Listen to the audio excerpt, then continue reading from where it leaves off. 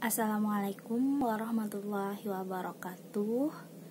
Perkenalkan, nama saya Hairina Rahmasari. Biasanya dipanggil dengan nama Rina.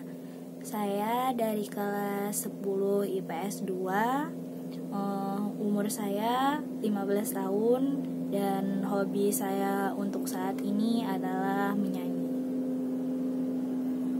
Di sini saya akan menyampaikan keluh kesah yang saya rasakan selama diliburkannya sekolah akibat COVID-19. Sebelumnya, saya ingin sedikit bercerita dulu.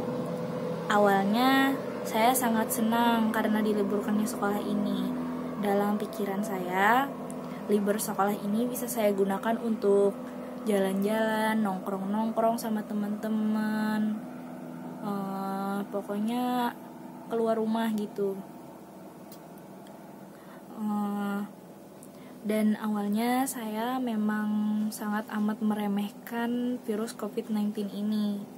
Tetapi setelah saya melihat banyak berita tentang COVID-19 di TV, YouTube, Instagram, Twitter, dan sosial media lainnya, saya sadar bahwa virus ini sangatlah berbahaya dan mematikan. Pemerintah meliburkan sekolah bukan untuk bersenang-senang, tetapi pemerintah meliburkan sekolah untuk menghindari penyebaran virus COVID-19. Sebenarnya ini sih bukan libur, lebih tepatnya adalah belajar di rumah. Terus keluh kesah yang saya rasakan selama diliburkannya sekolah adalah yang pertama, saya merasa sangat amat bosan di rumah. Ditambah lagi, saya merasa terbebani oleh tugas-tugas yang diberi oleh guru pengajar.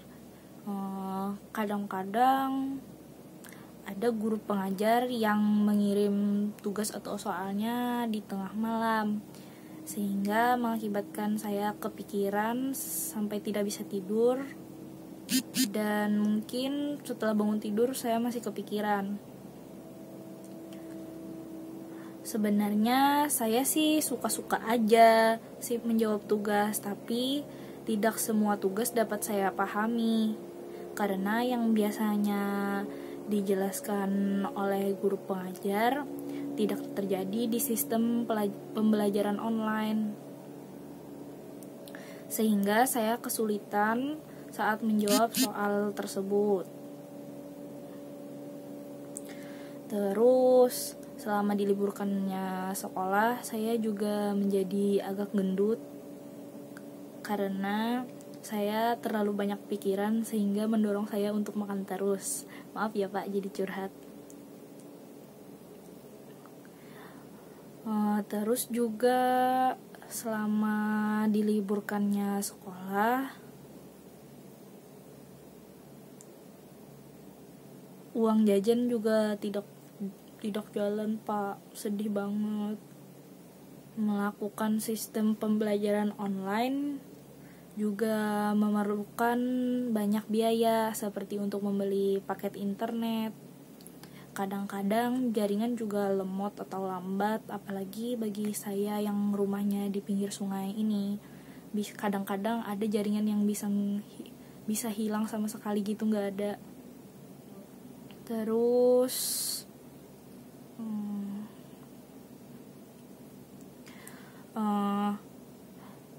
banyak juga tugas rumah yang harus saya selesaikan, jadi itu juga membuat saya bertambah pusing. Belajar online sangatlah tidak asik menurut saya, karena tidak bisa berinteraksi langsung dengan teman-teman di kelas. Sudah sangat lama rasanya tidak bertemu dengan teman-teman. Rindu belajar bareng, main bareng, curhat bareng, cerita bareng, dan lain-lain. Selama adanya virus COVID-19 ini, semua aktivitas juga menjadi terbatasi. Intinya, keluh kesah yang saya ungkapkan ini semoga Bapak dan Ibu guru pengajar bisa memahami apa yang saya sampaikan. Saya berharap virus COVID-19 ini cepat berakhir agar kita semua bisa masuk ke sekolah kembali dan belajar bersama lagi. Terus Bapak juga memberi tugas pesan-pesan pribadi seandainya saya menjadi salah satu pasien COVID-19. Pesan-pesan pribadi saya seandainya saya menjadi salah satu pasien dari COVID-19 adalah yang sedang mengalami proses isolasi, jangan pernah pantang menyerah, jangan merasa terpuruk. Kita semua harus semangat dalam menghadapi wabah ini, karena saat kita merasa menyerah dan terpuruk akan mengakibatkan imunitas dalam tubuh kita menjadi menurun, sehingga akan mudah terserang penyakit. Kita harus selalu berpikir positif. Misalnya di Wuhan saja banyak pasien COVID-19 yang sembuh. Masa Indonesia tidak bisa? Jadi kita harus selalu berpikir positif. Terus untuk orang-orang di luar sana yang masih banyak menyepelekan virus COVID-19 ini, tolong sekali lagi, virus ini tidak pernah memandang usia, tua atau muda, miskin atau kaya, dan apapun itu. Apabila sudah terkena virus tersebut, maka akan cepat menularkannya ke semua orang. Jadi kalian harus mengikuti aturan pemerintah untuk melakukan social distancing. Terus atau jangan juga berkumpul-kumpul di tempat keramaian. Apabila kalian merasakan gejala-gejala virus tersebut seperti tenggorokan sakit, batuk kering, demam, dan gejala-gejala lainnya, cepat hubungi pihak kesehatan terdekat agar lebih ditindaklanjuti. Jangan melakukan kegiatan di luar rumah. Kalaupun ingin keluar rumah, harus menggunakan masker dan sarung tangan. Terus sering-sering juga mencuci tangan dengan sabun.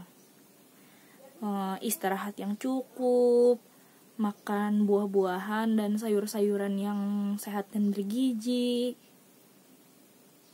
rajin berolahraga, hindari mengonsumsi daging yang tidak dimasak dengan benar, karena dalam daging yang belum dimasak dengan sempurna atau tidak matang, banyak terkandung bakteri yang masih hidup di sana. Pokoknya segala sesuatu yang termasuk dalam pola hidup sehat deh. Sekali lagi, ingat ya teman-teman, jangan pernah meremehkan virus ini. Kita sebagai rakyat Indonesia harus memutus tali rantai penyebaran virus COVID-19 agar Indonesia menjadi aman dan damai. Saya rasa yang saya sampaikan sudah cukup. Sebelum saya menutup video ini, saya ingin berterima kasih kepada Bapak Asep Naparinkan selaku orang yang memberi tugas tentang virus COVID-19 ini, sehingga saya lebih mendalami dan mencari tahu tentang virus ini. Semoga musibah virus COVID-19 ini bisa menjadi pembelajaran bagi kita semua, agar selalu menjaga kebersihan dan selalu menerapkan pola hidup sehat. dan dapat menambah keimanan dan ketakwaan kita terhadap Tuhan Yang Maha Esa. Demikian yang dapat saya sampaikan. Kurang dan lebihnya mohon dimaafkan. Assalamualaikum warahmatullahi wabarakatuh. Bye bye Bapak.